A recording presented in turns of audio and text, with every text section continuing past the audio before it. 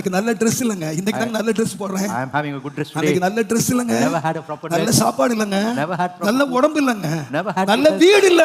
Never had. நல்ல படிப்பு இல்ல. Never had. நல்ல உத்தியோகம் இல்ல. Never had. நான் 10 பைசா காணிக்கை கொடுக்கல. I never had. எதுவுமே நற்கிரியை செய்யல.